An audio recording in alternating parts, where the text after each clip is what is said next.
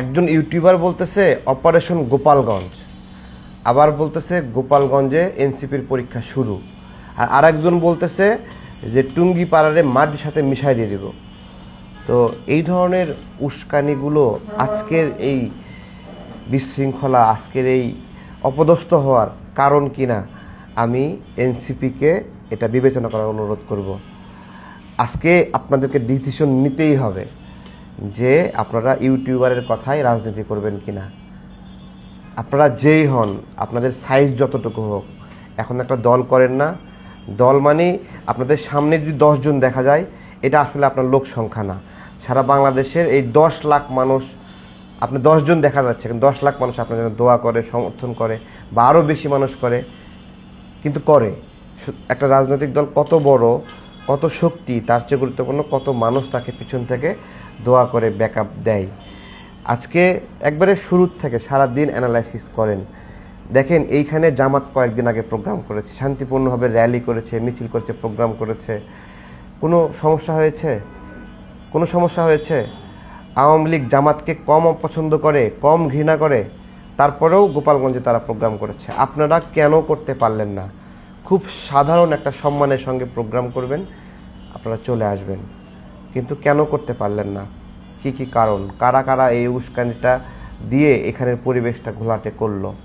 এগুলো যদি আপনারা বিচার বিশ্লেষণ না করেন এবং আবার যদি এইসব ইউটিউবারের ফাঁদে পা দেন, তাহলে কিন্তু মানে দেখেন আজকে যেটা হলো, আপনারা পুলিশ পাহারা নিয়ে গেলেন 2 মিনিটে সেই গলা ফাড়ায় বক্তব্য দিলেন, মনে হয় গোপালগঞ্জ নামে কোনো দেশই মানে জেলায় বাংলাদেশে নাই।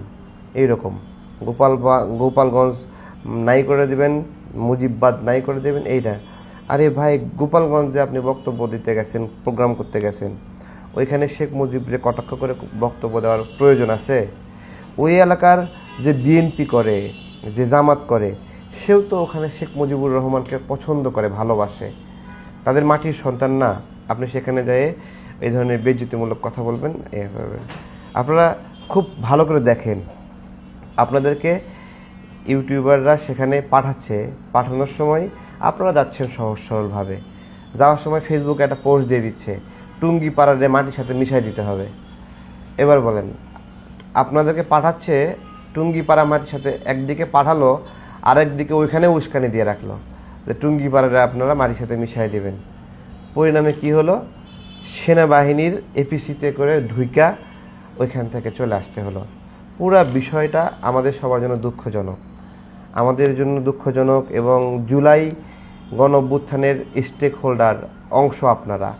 তো আপনারা যদি জুলাই গণ-অভ্যুত্থানের অংশ হন, জুলাই গণ-অভ্যুত্থানের কোনো একটা অংশ যদি খারাপ করে, বেইজ্জতি হয়, মার খায়, আমরা আপনাদের সমালোচক, সবসময় ভুল ধরি। কিন্তু আজকের যে বিষয়টি, আজকে ভুল ধারণা, আজকে খারাপ লাগা, এই খারাপটা আমার উপরে হতে পারতো, আমাদের উপরে হতে পারতো। আপনি ওইখানে মানে গোয়ার্তুমিটা কিভাবে হলো খেয়াল রাখতে হবে। কিন্তু কারা কারা ফেসবুকে আপনাদের মধ্যেই খেয়াল করেন, কারা কারা উস্কানি দিয়ে এমনভাবে দিচ্ছেন যে গোপালগঞ্জ দখল করতে যাচ্ছেন। ভাই, একটা জেলার মানুষ তারা ঐক্যবদ্ধভাবে আছে, সেখানে একটা নির্দিষ্ট রাজনৈতিক দলের, ওইখানেই ওই দলের শিকড়, ওই দলের সব কিছু। সেখানে গিয়ে ভালোবেসে যদি প্রোগ্রাম করতেন তাহলে করে আসতে পারতেন।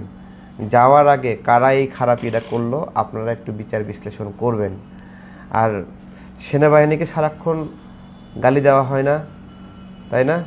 আজকে সেই সেনাবাহিনীর এপিসিতে করে উঠে আসতে হলো। এটা শুধু, আমি আজকে একটা কথা বলি, গোপালগঞ্জে শেখ হাসিনার আওয়ামী লীগের আপনারা যে ফিটনেস দেখলেন না, এই ফিটনেস সারা দেশে ওদের আছে, বিশ্বাস করেন বা না করেন। এনসিপির ভাইরা যে প্রোগ্রাম করতেছেন না 200 মানুষ নিয়ে, ওই 200 মানুষের মধ্যে 100 জন হলো আওয়ামী লীগ। জাস্ট ওদের যদি সিগন্যাল ওরা পায়, জায়গায় আপনাদের ঘাড় মটকায় দেবে। এটা আপনারা বোঝেন, বিশ্বাস করেন। এটা শুধু গোপালগঞ্জে না, সারা বাংলাদেশে আপনারা যেভাবে আওয়ামী লীগের সঙ্গে দহরম মহরম সম্পর্ক শুরু করছেন না, আজকে সেটার উপহার দেখলেন। এটা যদি আপনাদের শিক্ষা না হয়, আরে ভাই এত বড় দল করে কি করবেন? দল বড় করতে হলে আওয়ামী লীগকে সাথে করে নিতে হবে। হ্যাঁ, এই থিওরি কই পাইলেন ভাই? দল বড় করতে হলে আওয়ামী লীগকে নিষিদ্ধ করতে হবে, আওয়ামী লীগের লোকদেরকে আপনাদের সাথে নিতে হবে। হ্যাঁ, আওয়ামী লীগ লোক আপনার সাথে করে নেবে, আপনি সাথে করে নেবেন, নিয়ে ওই লোকটাই আবার নাগরিকের উপর নিপীড়ন করবে আপনার দলের হয়ে। ওই লোকটাই আবার নাগরিকদেরকে থাপ্পড় দিবে, চটকানি দেবে, হুমকি ধামকি দেবে। ওই লোকটাই আবার চাঁদাবাজি করবে। হ্যাঁ, আপনি ভাববেন আপনি অনেক শক্তিশালী, কিন্তু সেই মহেন্দ্র ক্ষণের অপেক্ষায় থাকেন যখন দাবার গুটি আবার উল্টাবে। দাবার গুটি উল্টাবে না, দাবার গুটি 100% উল্টাবে। যে মনে করে উল্টাবে না সে একটা গাধা, সে রাজনীতিই বোঝে না। আর এই রাজনীতিতে আজকে যারা পূজা করতেছে তাকে লাথি মারতে জনগণ কোনো ইয়ে করে না, কোনো বিন্দু পরিমাণ মায়া করবে না। আমাদের খারাপ আচরণ, আমাদের দুর্বৃত্তায়ন, আমাদের লুটপাট, এগুলোর কারণে আমরাই ডুবব। আমরা তো পারতাম দেশের মানুষকে মায়া দিয়ে, মমত্রা দিয়ে আগলায় রাখতে। আমরা তো পারতাম লোভ না কইরা সুন্দর একটা বাংলাদেশ বিনিময় করতে। এই সময়টা ধৈর্য ধরতে পারলাম না। জামাত বিএনপি একসঙ্গে থাকবে? হ্যাঁ বলেন, যে সব একবারে বিএনপিকে মাটির সাথে মিশিয়ে পুঁতায় রাখতে হবে। তো বিএনপি মাটির নিচে পুঁতে রাখলে এই পুরা ঢাকাতে একটা গল্প ছড়াইছে আওয়ামী লীগ নামবে নাকি, গল্প ছড়াইছে।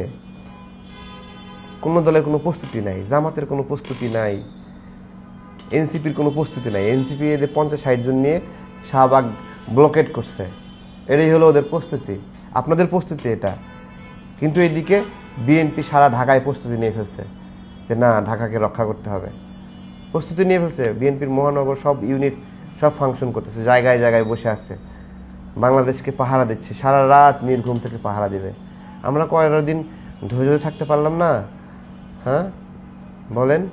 আরে সামনে দায়িত্ব আসবে, নির্বাচন হবে, বড় দল হিসেবে বিএনপি কিছু আসন পাবে, জামাত কিছু আসন পাবে, এনসিপি কিছু আসন পাবে।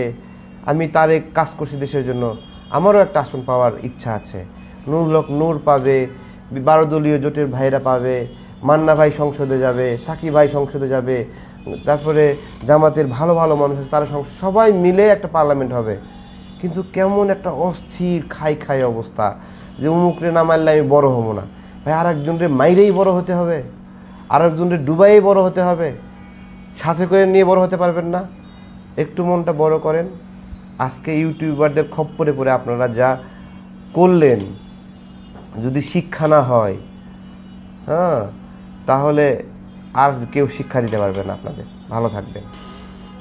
প্রিয় দর্শক, অনেক সুন্দর ভাষা এবং অনেক সাবলীলভাবে বিষয়গুলো তুলে ধরলেন। আসলে এনসিপি নেতাদের এরকম একটি অবস্থা গোপালগঞ্জের, এটিও কিন্তু অনেকেই কথা বলছেন বিষয়টি নিয়ে। আসলে তাদের এই জাতীয় প্রোগ্রামের ক্ষেত্রে চিন্তা ভাবনার বিষয়টি চিন্তা করা উচিত ছিল, এবং তাদের কথাবার্তা বলা এবং বাচন ভঙ্গির ক্ষেত্রেও কিন্তু তাদের যে ধরনের মন্তব্য করা উচিত, আসলে কতটুকু তাদের লিমিটেশন থাকা উচিত। আসলে যে আমরা কাকে নিয়ে বলছি বা কোন জায়গায় বলছি, সেই বিষয়গুলো নিয়ে সবাইকে নিয়ে, যেহেতু ঘর সংসার, অর্থাৎ সবার মন জুগিয়ে কিন্তু চলাটাই কিন্তু রাজনীতি। আর রাজনীতির প্রেক্ষাপটে নিজেদেরকে আরো সাবলীল হতে হয় এবং সেই জায়গায় নিজেদেরকে উদার হতে হবে, এবং সকল রাজনৈতিক দলকে সম্মান করার মাধ্যমে কিন্তু নিজে বড় হতে হবে। তো সেই জায়গায় এনসিপি কতটা নিজেদেরকে তুলে ধরতে পেরেছে জনগণের কাছে, এটিও কিন্তু ভবিষ্যতের রাজনীতিতে এটিও কিন্তু তাদের এই দক্ষতার প্রমাণ কিন্তু হবে।